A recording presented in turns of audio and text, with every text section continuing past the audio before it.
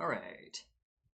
Dun dun dun dun dun dun dun dun dun dun dun dun. Here's the situation. So you come to me and you are playing one of these Game of Thrones characters or a character directly inspired by one of these characters in my D&D game or Symbaroom or some other tabletop role-playing game like D&D. What do I think of them?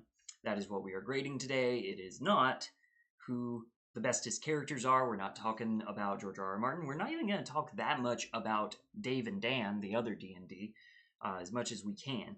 Now, full spoilers for the show, and we are talking about the show today. Yes, I've read some of the books. No, we're not going to talk about them here. So we're just within the frame of the show, all 8 seasons. So we're taking an average of the more good stuff, the more bad stuff. And see what happens. So if I think somebody is S tier, that's like, yes, this is actually a recommendation that you should learn something from this character, and I think they would be great to play in a campaign or in a one shot, and you can have a good time with that. A tier, they're not phenomenal, but I think they're pretty great, and maybe if you portray them super well, they could become S tier. B is good. B is solidly good. They might not have all that much wrong with them. They just might not have all that much that stands out. C tier, we're getting into some issues, some are you sure about this? They're not bad, they're not terrible, but are you sure? D is like this can work, maybe, but it's going to take a lot of work on your part. Are you sure you don't want to just go for any other character inspiration? And typically, I don't have an F tier because I don't like to throw things out outright, but I have a feeling that for this Game of Thrones list, for the world and the characters that we're dealing with, there might be some that I would say you should never play this person at your D&D table. So let's kick it off with Bobby B. Bobby B is going to start out pretty high. Now, I'm also considering this doesn't have to be just player characters. This could also be a good NPC, can easily be A tier. And I think that's around where we want Robert Baratheon. He certainly has a lot of interesting lore and backstory. You want to know more about him. But as he's here now, he's good at what he does, which is not being a good king. He's quite fun. The portrayal is quite fun, and that's something that we're grading on here.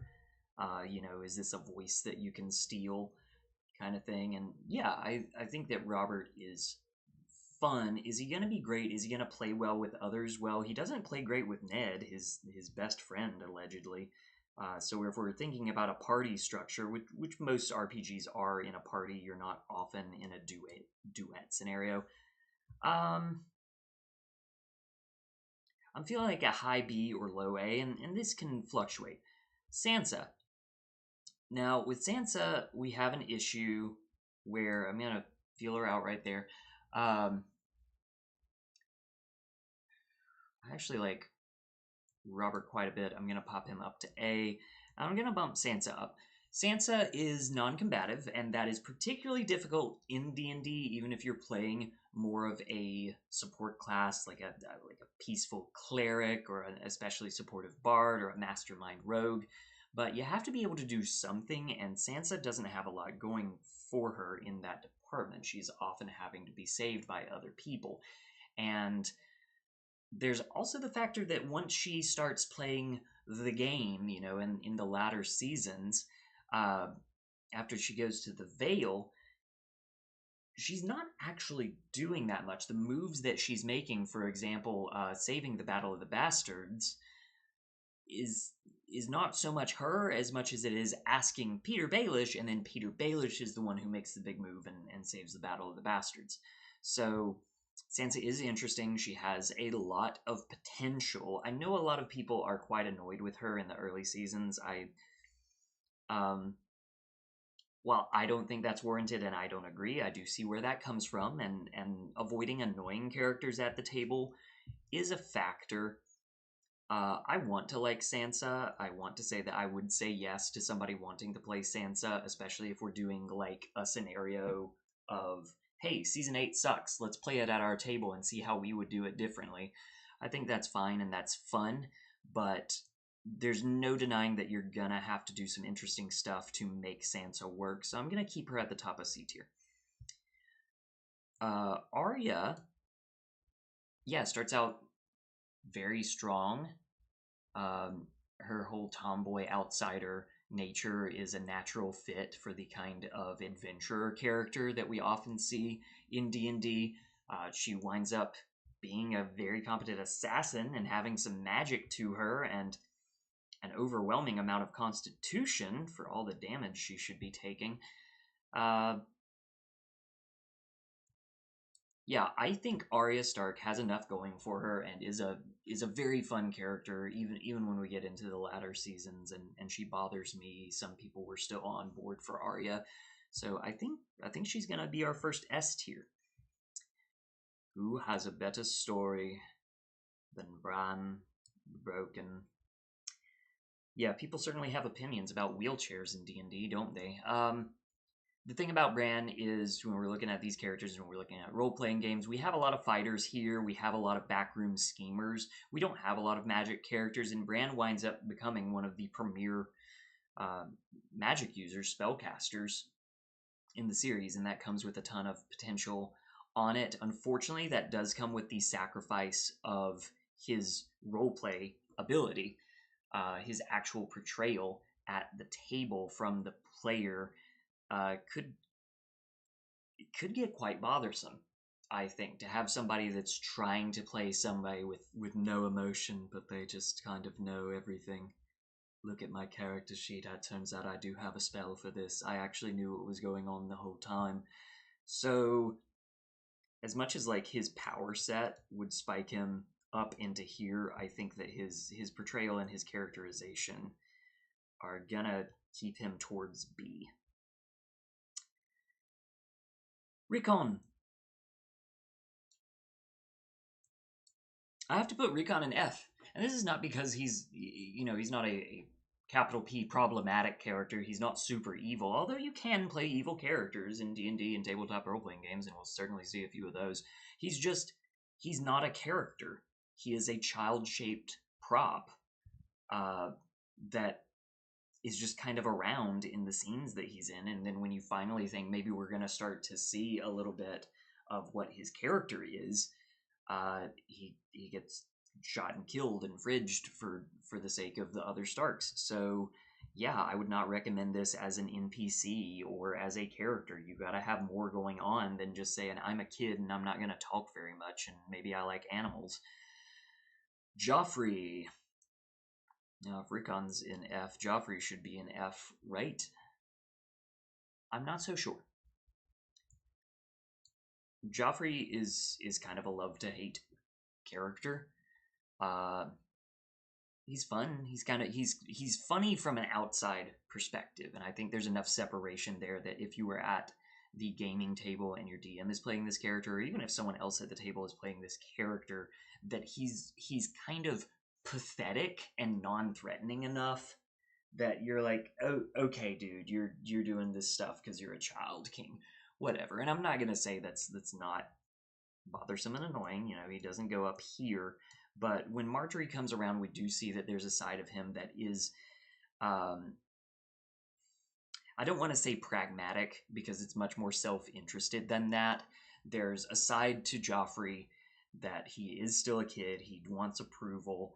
And he can see that sometimes if he does good things for the people, that can actually lead to his favor. Are you going to have to do some work to make this actually enjoyable for more than a session or two? Yeah, I think so, but Joffrey was entertaining for more than a season or two. And I think, yeah, I'm basically justifying not putting him in F tier, because I know that's where a lot of people would put him, but I think D, and, well, that's a happy accident, isn't it? Jorah Mormont.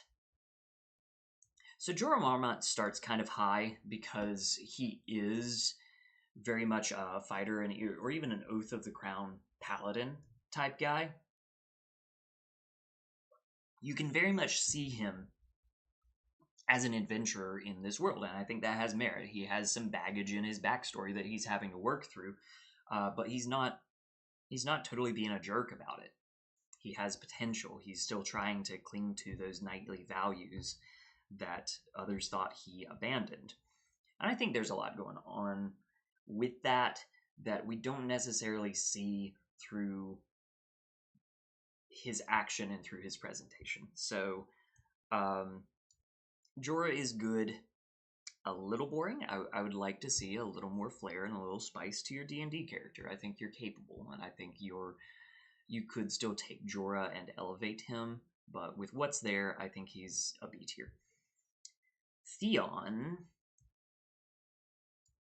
quite neat, has the potential to be as evil and as bratty as Joffrey, but unlike Joffrey, who's just kind of a spoiled brat, Theon has some reason to be the way he is and to try to break out and desperately flail and try to make a name for himself.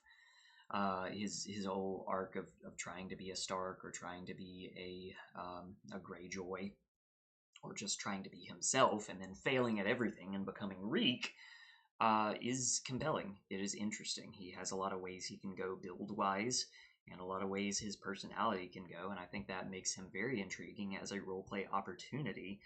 And I'm actually going to put him ahead of Mr. Bobby B. Peter Baelish. Littlefinger. So I've certainly borrowed the voice for NPCs in Dungeons & Dragons. I have also played a short-run campaign as a mastermind rogue that was based on Peter Baelish that happened to be a tiefling. So he's quite fun. He's quite capable.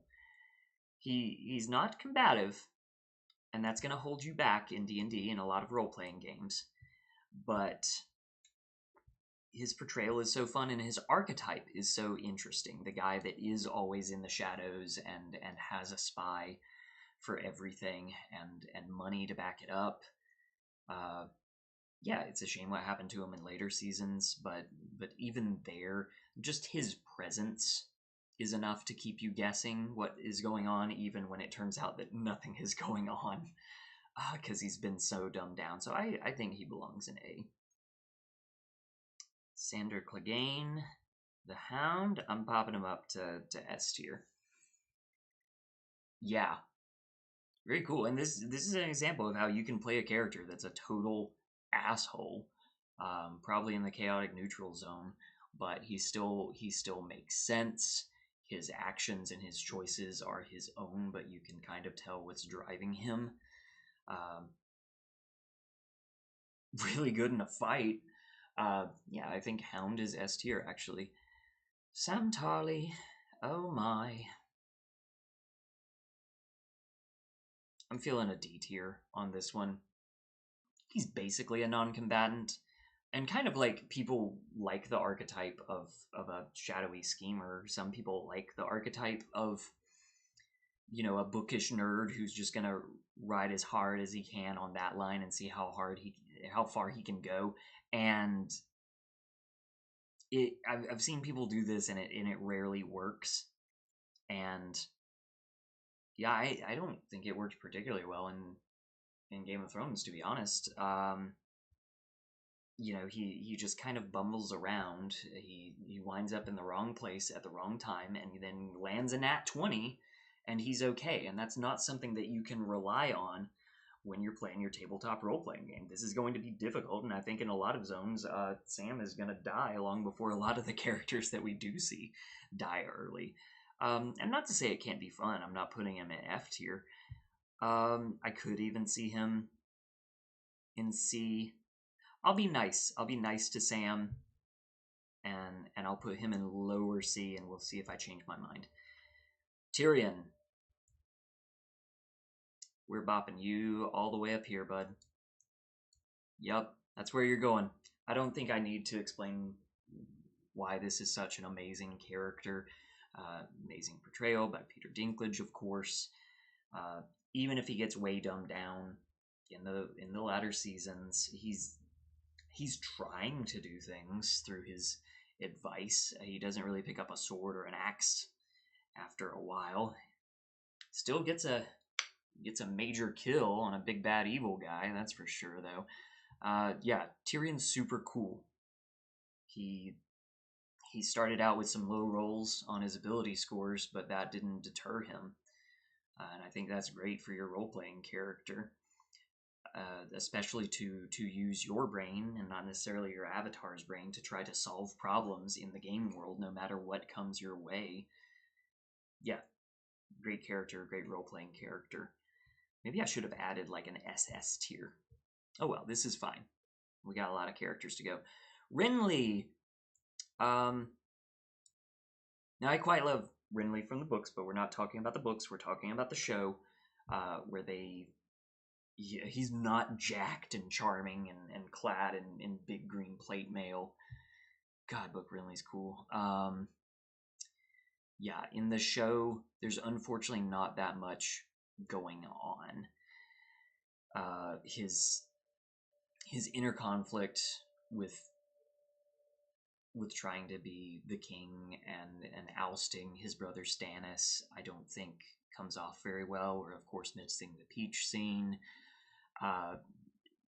So his main thing that we see before his untimely death is, you know, he's struggling with, he loves Loras and he's very clearly gay, but oh no, I have to marry Natalie Dormer. Poor guy. Yeah, Renly's one of those who has a lot of potential for, you know, what if he didn't die? Where would he go? But he needs a lot of work.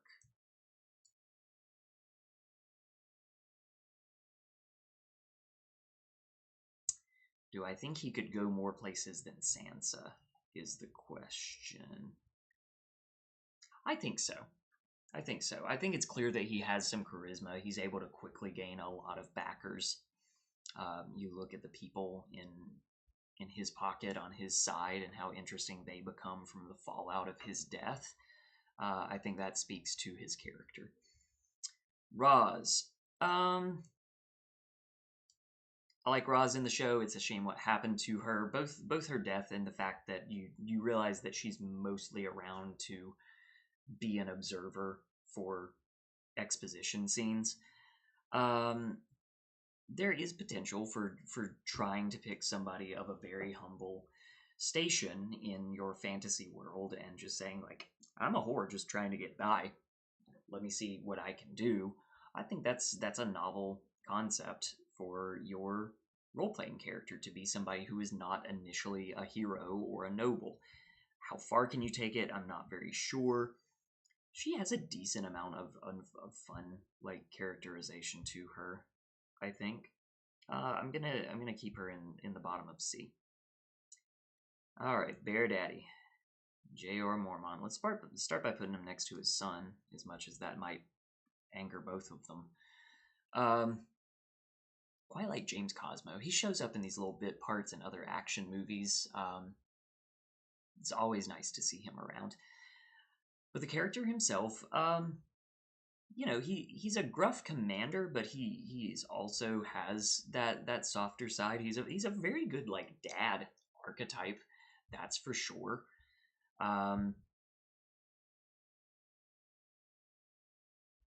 As far as his potential for a character, he seems like an NPC to me, and that's not necessarily a bad thing. He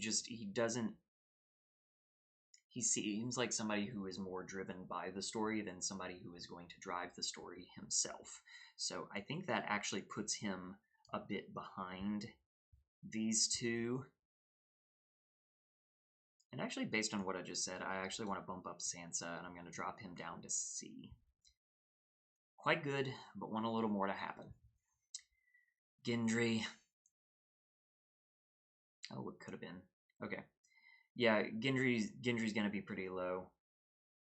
I don't like what happened with Gendry. He doesn't have a lot going on for him. He's actually quite a boring character. I mean, he pops out a hammer, and we find out he runs fast. Congratulations, you have blacksmith tools proficiency and the mobile feat.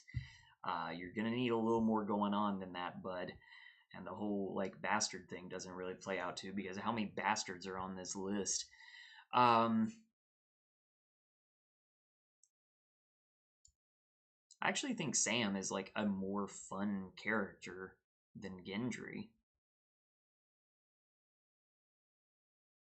I think he has more going on for him than Roz initially. As much fun as I might have having a Roz at the table, it would be neat to see Gendry given enough agency, promoted to a full party member, and seeing what he does with that. So I'll keep him in NC. Okay. I do not like these two, but I feel like they do serve a purpose. And that's why I'm picturing them as very limited use NPCs. They're certainly going to make an impression, as just awful, messed up people. And that's kind of all there is to them. Yeah. Keeping them at the bottom of D tier. Not quite F. They still do stuff. Bronn. Yeah, Bronn is a D&D character who Tyrion happens upon, and then he just keeps making good moves. And unlike Sam, who is just like kind of gets lucky, Bronn certainly finds himself in some lucky situations, but then he pulls off some incredible moves to make stuff happen. And you don't, he's not always the consummate mercenary, just always out for himself and always out for gold. We see that fight where he rescues Jaime from Drogon at great risk to himself, where he should have died. That would have been very cool and would have been better for his character than getting to survive to season 8 and do nothing. But yeah, I think Bronn is quite good. I'm keeping him below the Hound. I do think the Hound is just a little more fun on screen, and they do make Bronn a little too jokey and a little too comic reliefy later on, and that can get old. I still think he's quite good as a D&D character. Maester Pycelle. Yeah, he kind of gets lumped in with these two, where it's like, okay, you're awful and you have your gimmick and you're going to do some stuff in the background as an NPC, but I don't see anybody coming in and wanting to play Maester Pycelle as a character. And it's not even clear that he can do all that much as a maester, as far as a healer and a magician. I mean, he has his chain, he has proficiency, but what does he do? I need you to do stuff if you're gonna be at the table. Varys, let's start by let's put him up here with Littlefinger, because most everything that I said about Littlefinger can apply to Varys. I think they're both fun characters for different reasons. I think that Peter Baelish is a little more, he's easier to pull off and he's a little more fun to have around than Varys, but not by much. I'm just barely giving the edge to Peter Baelish. Loras. Let's start by putting you two together. Loras actually starts to fall into problematic territory for me, and I don't mean because he's gay initially. I like men. I have lots of gay friends that play D&D with me, and we certainly don't have a problem with having any manner of queer characters. But the thing is that as he's presented in the show, that's almost his only personality trait. And kind of like Renly, he's nerfed from the books, and what we see on screen is like he gets his ass kicked by the Mountain, and then he gets his ass kicked by Brienne.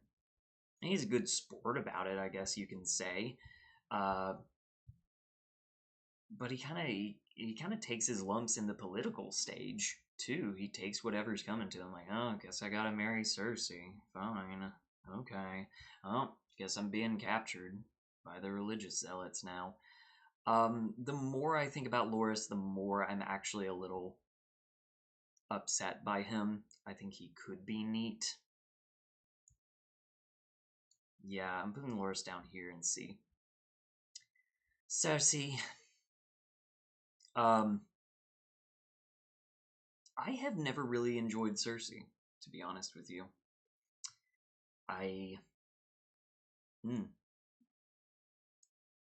She's fun to have around, and I recognize that other people find her fun. her cattiness and her power plays, and she does have her motivations, and she has her weird girl boss moments in season 6, 7, 8. I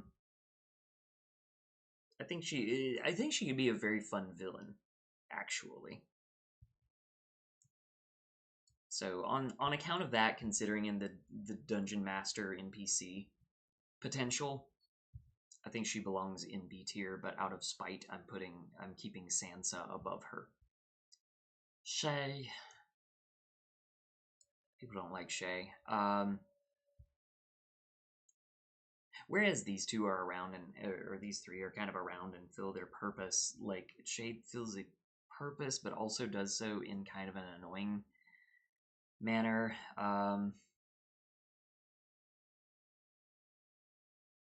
And she doesn't do very much. Her big moment comes around with her kind of betrayal of Tyrion in favor of Tywin, which is, a dick move at the D&D table. Yeah, I think that's where Shay belongs. Benjen. I mean, Benjen is a D&D ranger, right? He's a D&D ranger that later on becomes an undead. Yeah, he's quite cool. What we see on screen though is that he is just kind of a basic ranger. We don't get to see that much of him. I think he can go places. I'm gonna put him down here by Renly. Barristan Selmy, easy S tier. Do I want him ahead of Arya? That's tough. I'm gonna leave him right there for now. I have played a Barristan Selmy elf that was super old. We're talking like 800, 900 years old. Samurai and paladin elements in his build. It's really cool to play old characters and how he's trying. I was gonna say for one last hurrah, but that's not even where he's at. Like, he's like, no, I'm gonna live, I'm gonna do stuff, I'm gonna influence the next generation by who I pick to back for a ruler. Shame what happens to him, untimely death, but I think even what we have in the show is such a strong character, both in the political game and in combat. His strong drive and his oaths are a model for any paladin. And yeah, Barristan's great. James Bond of Westeros, let's go. Okay, I want to like Khal Drogo a lot. We all like Jason Momoa. Jason Momoa made a whole career out of this badass dude. However, in the context of D&D, I think he's a basic bitch barbarian. He's got to have more going on than some rage and sometimes some romance. He also gets taken out by one witch curse.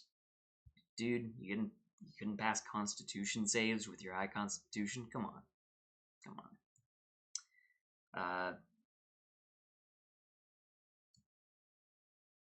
And not to say he's offensive on the show, I don't think so, but I think it's very easy when people at your D&D table are playing this wild, brown-skinned savage, that can go wrong. There is a danger there that I don't think there is as much for I guess similar to Loras, and just saying, I'm a knight who is gay, and that is my character trait. Yeah, I think Khal Drogo is low. He can be cool. I'm not taking him below C tier. Hodor, Hodor.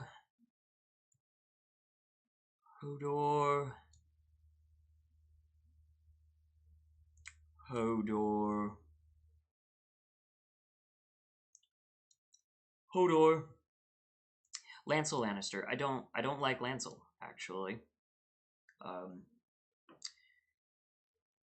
Yeah, just kind of a bad character who shows up and is bad and doesn't have that many character traits to him.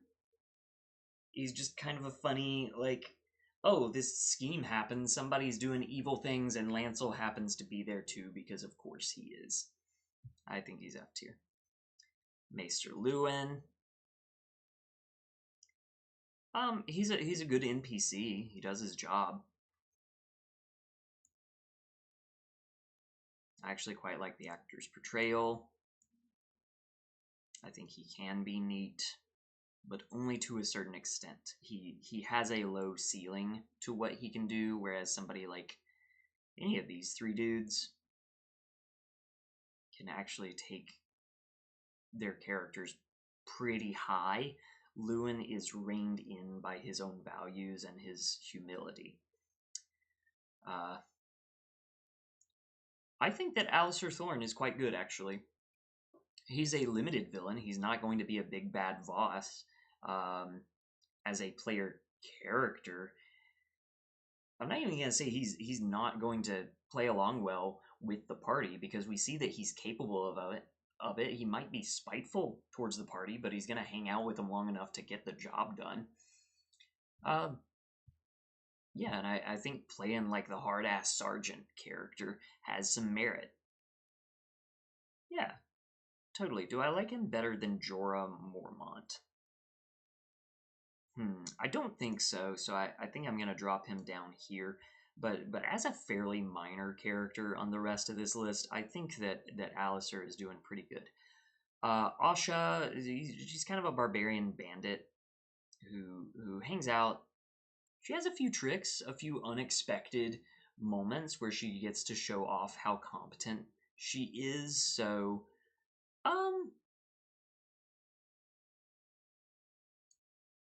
like there's not a lot there, either in background or in characterization, but there's just enough to work with that you can go places with Asha.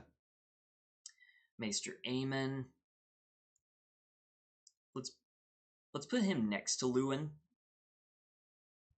because they both kind of accomplish the same role.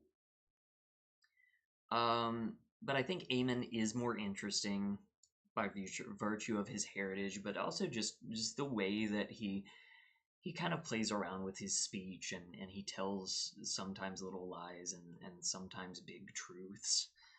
Yeah, Aemon's neat. He's not going above C tier, but he's neat. Catelyn. Let's put her next to Cersei. And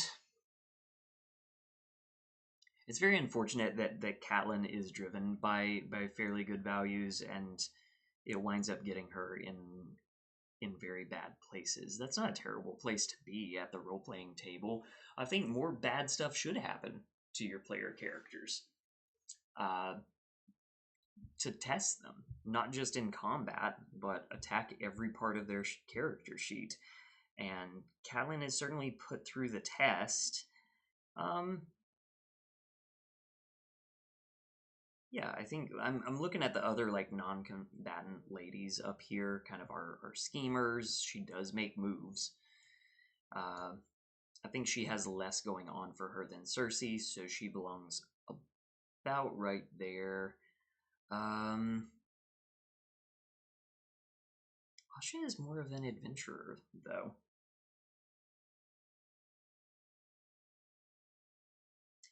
Yeah, the vibes aren't right on Catelyn. I'm gonna drop her down into C, but keep her in like upper C. Talissa, Talissa has a good spot as being like our healer. That's something that not a lot of people here have. She is an influence. I don't mean like an influencer, but you know, like she gets herself around powerful people and can influence them into making what she thinks is the right moves, and that can be quite fun to play. She's not going to be very much in a fight. She can do stuff. I think her and Roz being here together, I'm going to give Talissa the edge. This will let me move her. There we go. For having a definite good role-playing skill with healing. All right, Brienne of Tarth. Let's start by putting her in S tier. She has a lot of D&D energy going for her, and she does some pretty good stuff with it. Brienne winds up being a pretty frustrating character to watch because not only is the world not letting her live up to her potential, but I don't think she is living up to her potential in a way that we see the confidence in somebody like Braun carries him along. And I've seen a lot of role players, unfortunately, gimp their characters because they're too afraid to take the next step, and they're playing all of these more meek attributes that is preventing them from having fun at the table. So while I initially want to put Brienne in S tier, and she has a lot going for her, and she can go a lot of places, I think that she actually needs to be bumped down a little bit. So I'm going to keep her in high A. Davos Seaworth. A smuggler. Onion Knight is great. Wonderful voice. Wonderful portrayal. He's competent. He's interesting. He has his loyalties, but he's not afraid to break some rules. He's kind of chaotic good, isn't he? I think he's more interesting to watch than Robert. Yeah, I think that's a very good spot for Mr. Seaworth. Tywin Lannister. Okay. That's where he goes. Glaring at the sun he hates. Yep. Tywin is one of the most incredible villains. In anything, I don't feel like I have to justify that. I haven't necessarily used like Charles Dance's like voice and portrayal in a game, but I have certainly used Tywin as an inspiration for exactly how he schemes and that Machiavellianness of just absolutely putting his family first because he's determined that's what this world is about. And can you say that he's wrong? He's a very just a very competent, admirable villain from a reader standpoint and from a villain standpoint. He's somebody that other evil characters are going to respect because he commands that respect. Stannis the Manus. Here's the thing. We're keeping the entirety of the show in mind. We're trying to look at his track record of what he actually accomplishes. And while Stannis is such an inspirational figure and character, his idea, I think that what is there and what he actually does is a little lesser.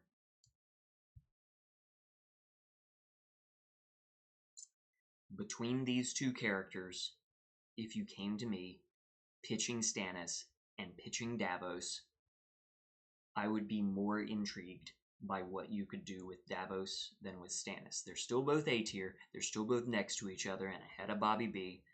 But I am putting Stannis. He's still ahead of his brother. He's still an A tier. It's still respectable. Marjorie Tyrell. She's kind of like a lot of what Sansa is trying to be. So this makes a lot of sense to me to put her ahead of Sansa. I think if she was in D&D, she would be some kind of like enchantress sorcerer. I think there's a lot to go on with Marjorie. And even more to go on with Ygritte.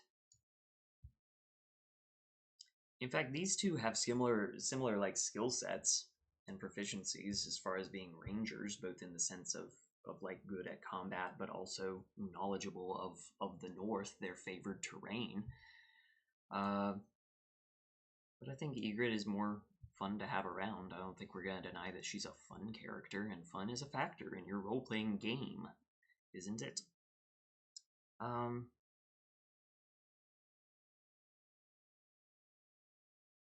Yeah, I'm looking around here, and she is a bit more of like as an NPC. she's just kind of barbarian number 3 who happens to have some personality traits. But as a player character, I think you can do a lot with Ygritte. I think she belongs there in B tier. Balon Greyjoy. He's just a dumb pirate captain who decides he wants to be king. It's not a terrible portrayal, especially as an NPC, but he's the kind of NPC that you bring up, he's around for 3 sessions, and then your party kills him, and then they kind of forget about him. What do you do? I actually think Shay is more interesting than Balon. I don't want to put Balon down in F tier. He does his thing. His thing is just kind of boring. Roose Bolton. Quite enjoy Roose Bolton, but he's... I don't know. Kind of a boring dude to have at the table. There's something to be said about a character that slips so easily into the background that they strike when you least expect them. That can be very effective, but then by the time Roose has to actually be the Lord in the North or whatever, he doesn't really matter. There's a reason, multiple reasons, why he gets quickly usurped by his own bastard. So when we're looking around at some of these characters, I don't think Roose Bolton has the sauce. Yeah. Sorry, goes down here. Gilly. Oh, Gilly. I want to like Gilly, but there's just so little going on there. She doesn't do much but get saved by Sam and carry a 6-year-old baby. Yeah. Sorry, Gilly. Oh, Jaime Lannister. Alright. Let's put him up here with the other Lannister dudes. Except that, I'm sorry, we can't ignore it. If you come around to my table and you say, look, I got this crazy Oathbreaker Paladin guy, he's got a ton of conflicting morals, but he is always the prettiest, the most charismatic knight in the room, also really likes his sister. I'm going to have some issues with that. I'm going to ask why that is a character you want to play at the table. Does he go down here next to Cersei? No, I think he has more going on as a D&D character than Cersei. That's for sure. He can be interesting, so instead I'm going to put him next to Brienne in high A tier. His problems should bring him lower, but all of his high points and all of his potential should bring him into S tier, so I'm compromising by keeping him in IA. Pod. The tripod. Okay.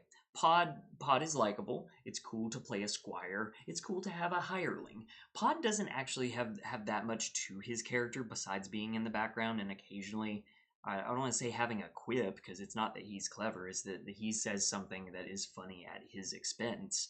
And that can work as an NPC. As a PC, this is a problem, because I have seen people play the characters where it's just like, oh, I'm like a normal dude, my stats aren't great and my abilities aren't great, but I'm gonna try real hard. It's like, cool, don't play D&D with that character. Play somebody who actually wants to or can be the hero or the villain, whatever. Pod's around. Pod gets as high as he possibly can in the show. Probably has more screen time than we can really justify for him. So I might catch flack for this, but I think Pod is less interesting than a lot of these people. He's not like bad. I don't want to put him in D tier and definitely not F tier. Melisandre. I think Melisandre is extremely cool and extremely interesting. I think she actually brings a lot of magic to the table, potentially a lot of lore. I think that's one of the most frustrating things about Melisandre in the show is that you can tell this is a character who knows so much and who could reveal so much, but always remains mysterious. So suddenly, if you drop that character into a role-playing game, uh,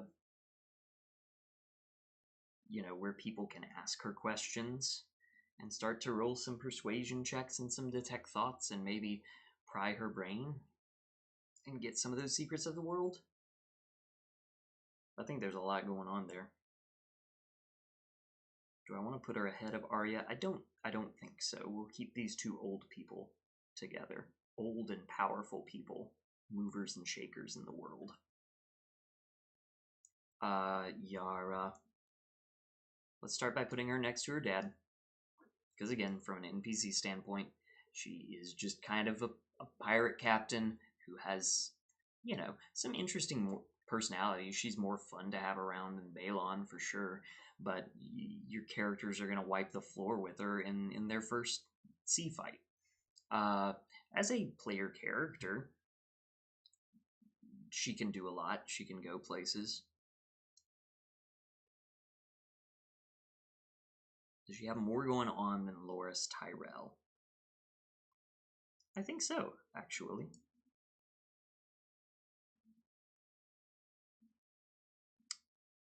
I think she has more going on than a lot of these dudes that I'm looking at, now that I'm looking at them.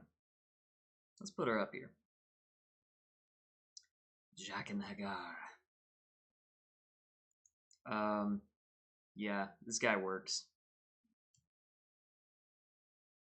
Cool portrayal, cool power set, cool name. He's almost too cool. Like, he probably should have left the scene after he swaps his face out, and then kind of when we get back to the House of Black and White, there he is, same dude, even though he was supposed to kill that name or whatever. I see why they kept him around. Not complaining. Yeah, Jaqen H'ghar is just really good, almost too good. Let's see, Grey Worm. Grey Worm has a very interesting backstory. Bit of a D&D character backstory. Like, I'm a freed slave who's now going to try to make my own way, but when given the choice at freedom, I am going to choose to devote myself to this new queen. That's quite neat. Now, he winds up taking that in a very different direction and becoming a villain. And that's fine. That's a direction your D&D character can go. I've had plenty of people who have been in a party and either through betraying the party or mistaken loyalty to the party wind up becoming evil and detrimental. I don't want to say detrimental to the story, but like harmful to other people in and around the story. Yeah, Grey Worm is neat. This feels like a good spot for him. At the bottom of B tier. Beric Dondarrion. I see him and Jorah together as being competent fighters. Beric doesn't have as much backstory going for him as a low-level noble who happens to become more interesting because he's brought back from death, and that starts to give him some gravitas, perhaps more gravitas to him than he can actually justify through what he does. He's still quite neat. He's quite D&D. I think he belongs right there.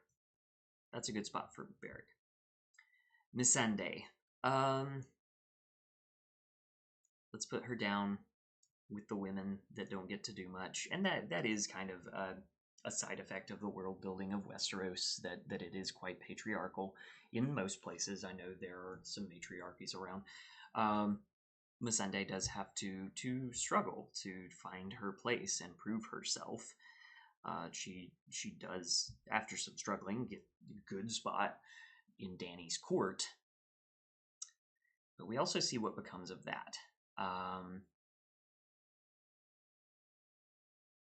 As much as I like Missandei and what she does get to do, I wish she wanted a little more. I wish she went after things like these two did. So I'm actually going to put her. Yeah, she's not bad. She's not D tier, but I'm going to put her at the bottom of C. Mance Raider. Big contrast between books and show. Mance is neat. Yeah, he's a cool leader. You gotta wonder about his backstory. You gotta wonder, how he brought all these tribes together and what he's gonna do next.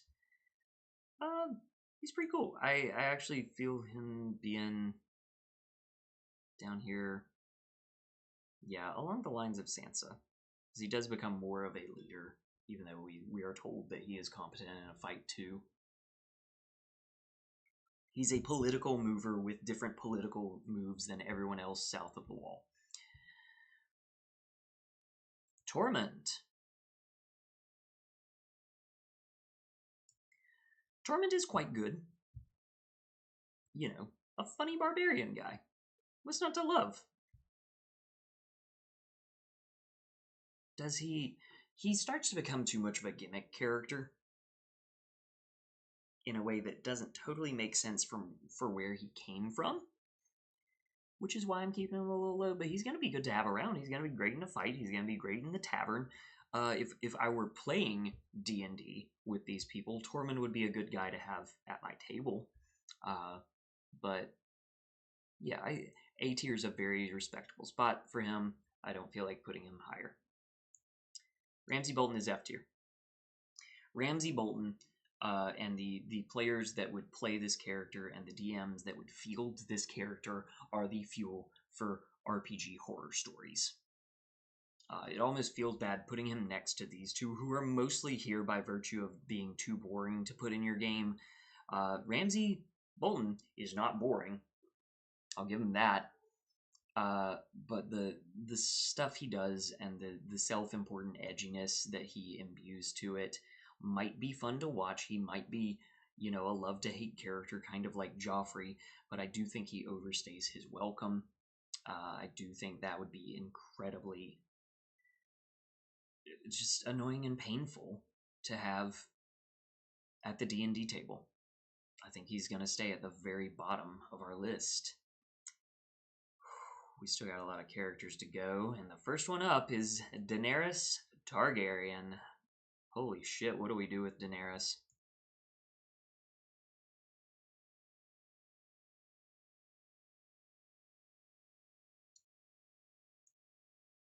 I think Daenerys is up pretty high.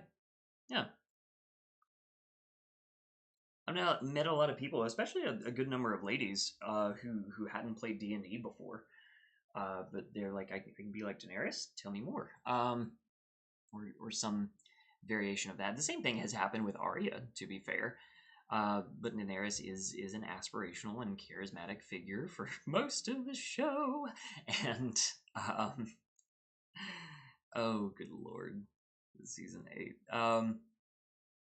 She's around, she does stuff, she's magical, she has an interesting gimmick going on with her dragons, she has a neat backstory and a neat drive to go a certain direction, and then winds up still going that direction, but doing it her own way, which I actually think is very cool for a D&D role player, especially where D&D players sometimes get in such a rut of like, oh, I have to play this lawful good paladin this certain way. Like, not necessarily. You can still wind up at the same destination, but take your own path to get there.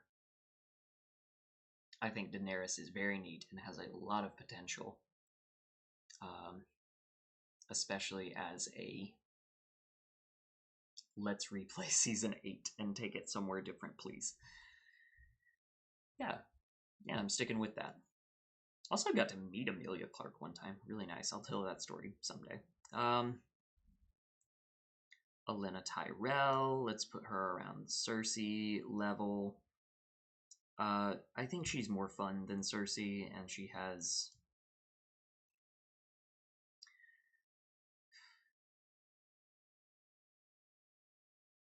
It's like her motivations are more solidified and at the same time more mysterious, like once you actually get what's going on and what drives her. everything starts locking into place in a way where Cersei is just like, okay, you're chaotic evil, good for you. Yeah, I like Olenna a lot. Probably more of an NPC than a PC, if I'm being honest, but I think she can work. Thoros of Myr, one of our rare clerics on the list. Who do I want to? Well, let's start by putting him next to his boy Beric. I didn't mean to put him ahead. I kind of dropped the mouse there, but yeah, honestly, that's a good spot for Thoros of Myr. He's a good guy to have in your D&D party. He's fun. The drunken monk that can, get all monk in the like medieval term more so than the D&D term. You know what I mean? A friar. But he's not bad. Not at all. I think he's neat. Thoros is neat. He can stay in high B tier. Orell? I mean, he's another barbarian. He's kind of another ranger. He doesn't get a lot of screen time, but what we do get to see from him, there's actually a decent amount of like character work happening. And he's magical. He's also a dick. He seems to have some reasons for being a dick, but might not be the most fun character to have around.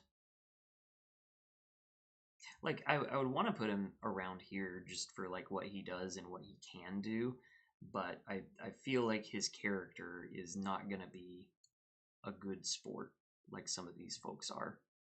So I think he's going to go down here.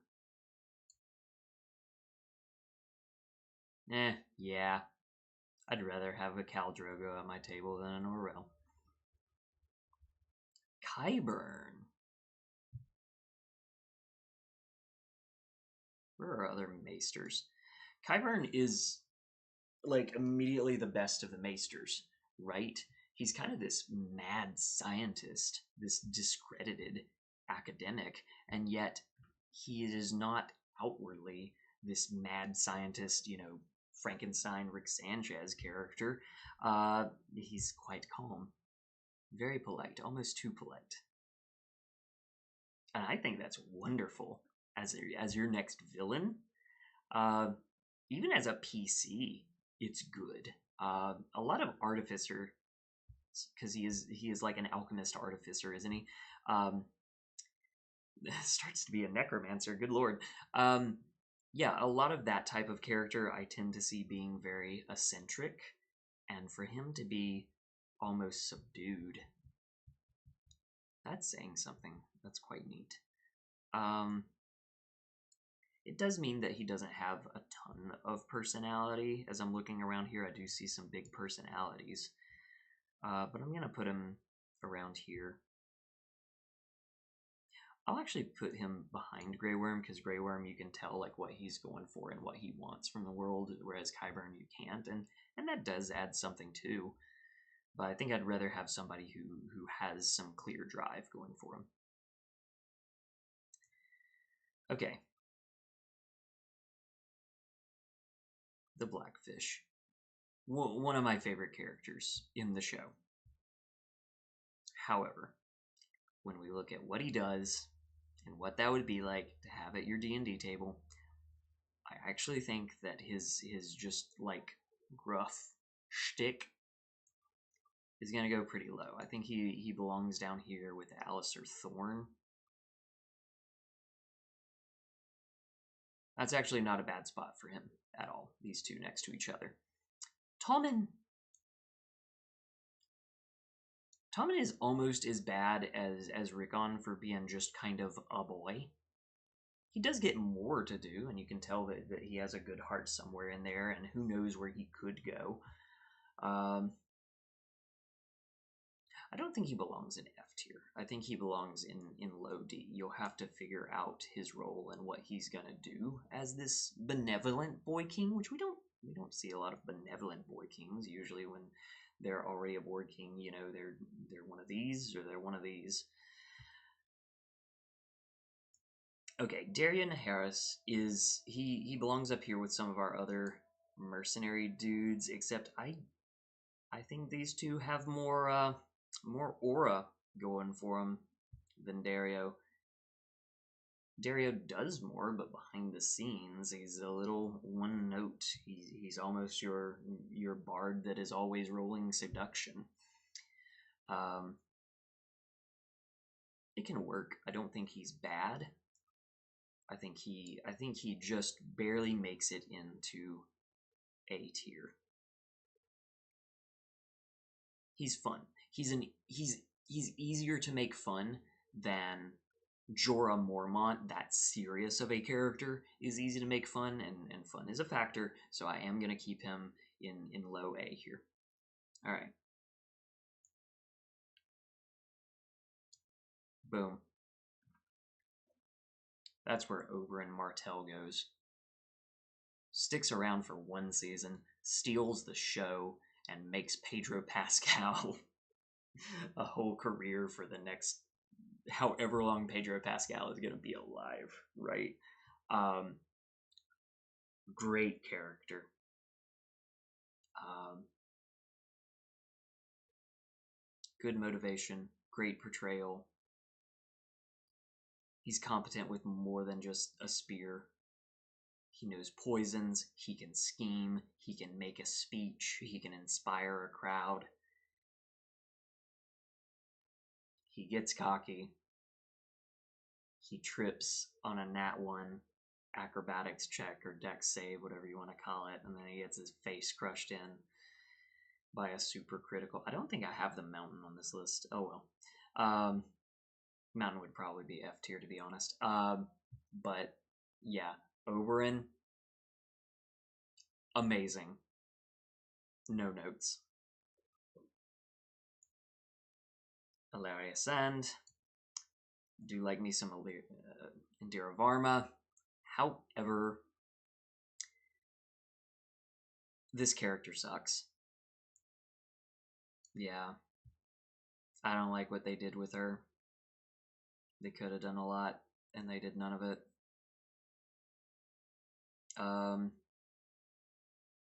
She doesn't even, like, whereas some of these characters, like, easily fulfill their purpose, it's not clear what her purpose is other than to be a wrench in the schemes of Dorne. Yeah. Feels bad, but there's just not enough going on with Ilaria. Marcella.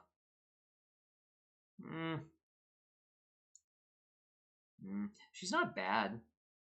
I really liked like the one or two scenes that she's in season 5. Showed a lot of potential there, a good character, a potentially good noble, and then as soon as you see that she could be that, she's snuffed out, and it's tragic. Um, you would have to do a lot of work with her to get her where she needed to be as a playable character. And even as an NPC, she just kind of is a good princess. She's a bit of a damsel in distress. More than a bit. Do I need to put her lower? No, I'm keeping her right there. It feels weird to have these two next to each other, but I hope it shows that like there are different criteria going into what can make a good D&D character and what you can make work. Viserys. I think Viserys is neat. I think he's fine as a villain. I think he could be fine as a player character who might need to get put into their place and showed a little humility. Yeah. I don't mind Viserys. I mean, he sucks as a dude. I wouldn't want to be in the same room with him. I think it's awesome when he gets his crown, but as a character, as a piece of the story, I think he fulfills his role quite well. All right, let's talk about the Sand Snakes. I'm not actually going to put them in F. I don't think they are going to be detrimental to your table and a waste of time quite like these three are. And I know that's saying a lot. I know that some people would like to make a double F tier and put the Sand Snakes down there, but like, they're fine. I shouldn't say they're fine. They're bad, but not in a way that's offensively bad. It's upsetting that they didn't reach the potential that they could have been in their book, but you know, Tyene and Obara and Nymeria can show up as villains. You say, oh look, there's 3 lost bastard princesses and now they're going to fight you. One has a whip, one has a spear, one fights with knives. What do you do? Well, the player characters kill them or capture them and then they go away. Serves a purpose. High Sparrow. I initially want to put this dude very low. I'm quite bothered by him.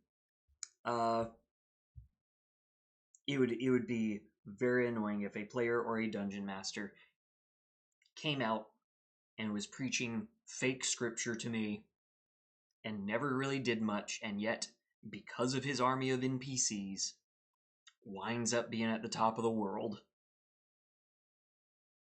I would want to blow him the fuck up too. I would be annoyed as hell with this dude. Don't hate him totally on the show. He was a neat villain to have around. Like, what is this faction? Who is this guy? What his whole deal? But it doesn't really go places, and I think in D&D this guy would actually be extremely annoying. Tristan, Martell, let's keep these two together. And let's move on. Doran, Martell. Unfortunately belongs down here with most of the rest of Dorne, right? And it's very sad, and I know people like this actor, and I know people like the character in the books, but what we get in the show is a nothing burger. Ilaria gets more done than Doran. Alright. You're on, Greyjoy. Fuck this guy. Oh no. Yeah. He would get old real quick. I think Euron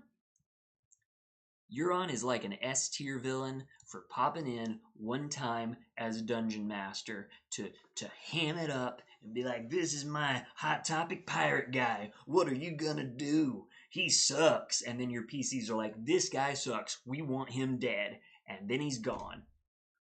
S tier roll. But I guess I can't put him in F tier for that reason, because I said sort of the same thing about these, except that these aren't fun to have around, and Euron would be fun for one session. And that's more than I can say for some of these. I will put him ahead of his brother. But for a lot of other reasons, they should probably be an F, but if I'm being real, he would be fun to have around for a little bit, and then get rid of him before the joke gets old. Lady Crane is on this list. Sure? Sure? Oh, okay. I don't have enough bad to say about this character to put her lower. As an NPC, like the town actress lady who actually winds up being helpful, that can go places. Yeah, sure. Maggie the Frog shows up for one scene, does her thing. Is that Maggie the Frog? I think that's who that is. I mean, she, in D&D terms, she's just kind of a basic hag. But hags are fun. Lots of DMs have fun with hags. Lots of players have fun with hags. Maybe somebody wants to pilot Maggie the Frog and turn her into a player character and see what can happen with some magic in the world. Sure. C tier.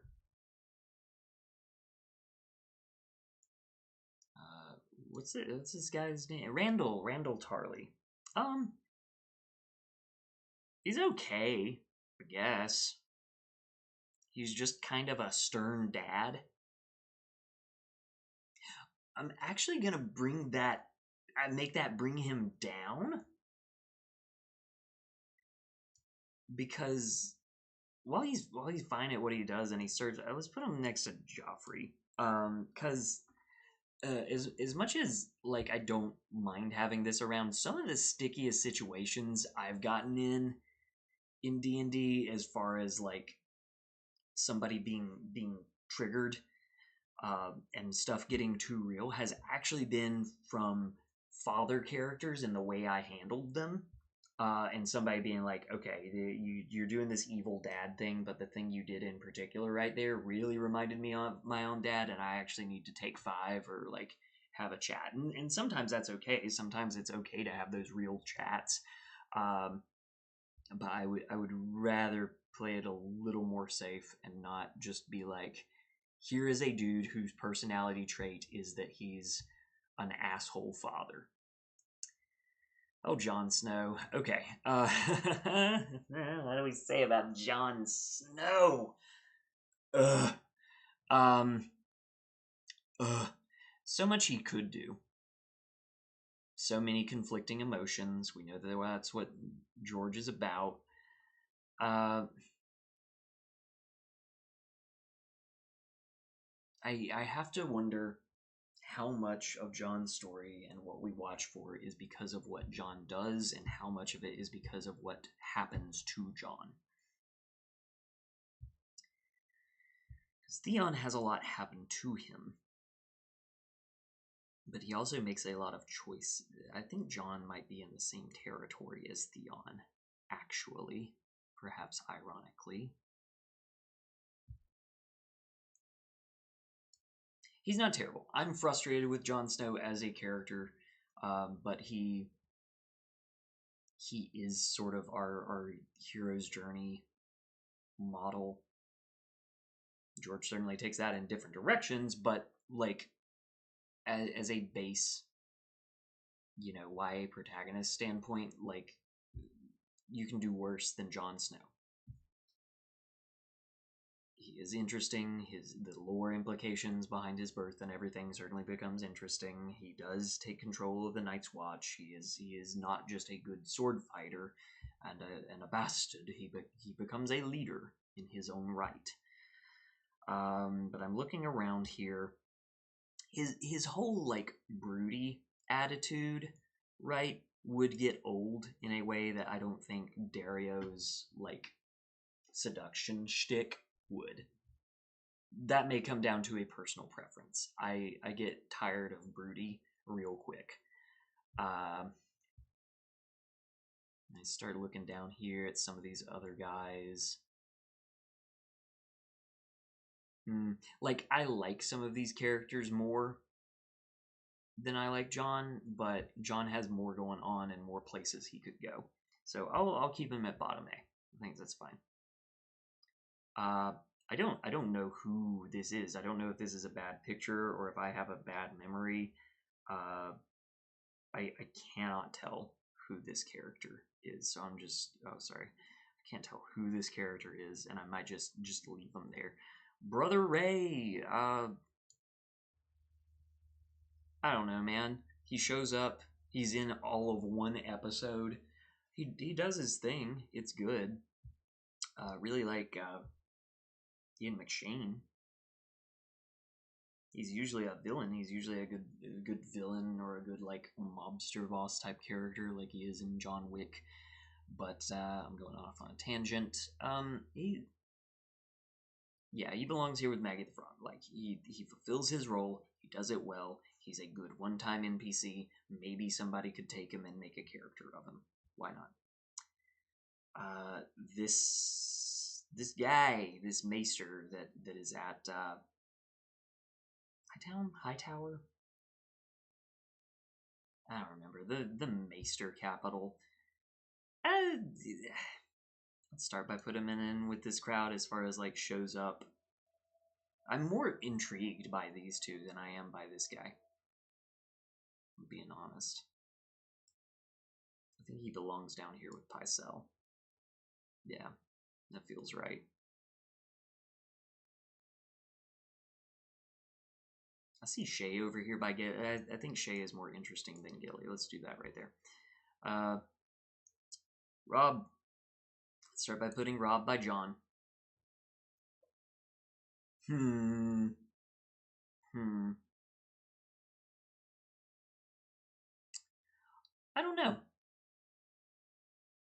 don't know. I feel like Robb is a more straightforward, heroic character, whereas Jon has a lot more conflict going on. We of course know that Robb makes one big fuck up, possibly multiple fuck ups, but he's almost not conflicted by them. He's like, oh, this is the right thing to do, the way I see it, so I'm gonna do it.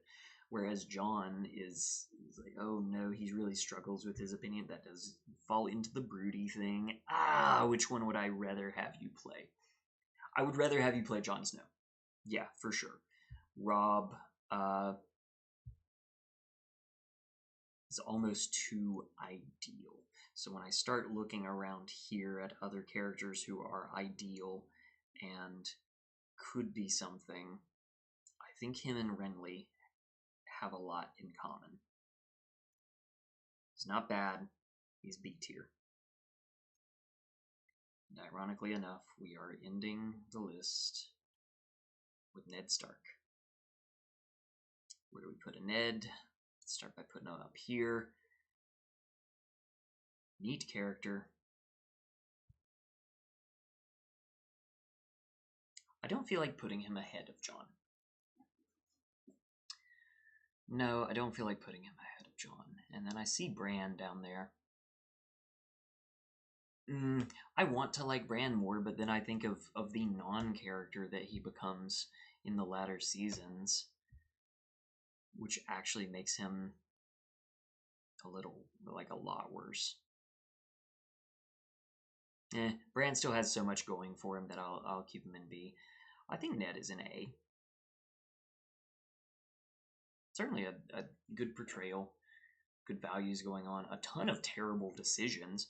But sometimes I remember the games where the characters make a bunch of poor choices and it winds up leading to catastrophe, or they wind up succeeding in spite of their poor choices, rather than the ones where they see the situation set before them, they stop, they think about it, they make the best moves they can, and things go well.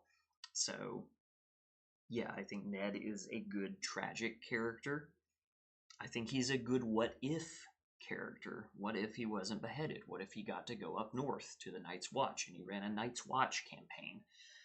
What if he somehow got shipped over to the north and he sees where his son is being proclaimed king of the north, and Ned's like, okay, that's my boy.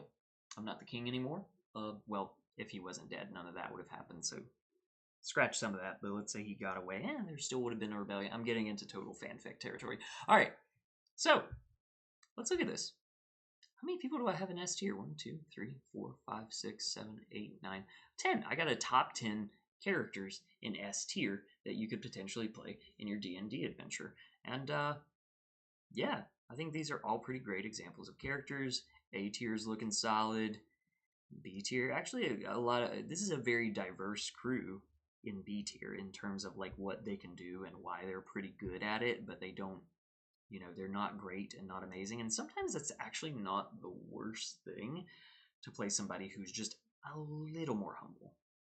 But when we start getting down into here, I think these are all concepts that need more work, they need more spice to really keep them around as a part of a campaign. I wound up with a lot of people in D tier, didn't I?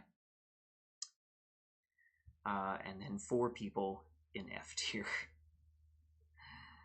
High Sparrow, Lancel, Rickon, Count Ramsay, Snowbolton. I'm feeling good about this. Thank you for watching. You've been hanging out. Tell me if I need to do more of these. Tell me what I got wrong. Tell me, most especially though, if, like me, playing my Peter Baelish character and my Barristan Selmy character, if you have used a Game of Thrones character as a model for one of your D&D characters or your villains as a dungeon master, I would love to hear about it. That's all. Have a nat 20 day. Bye bye.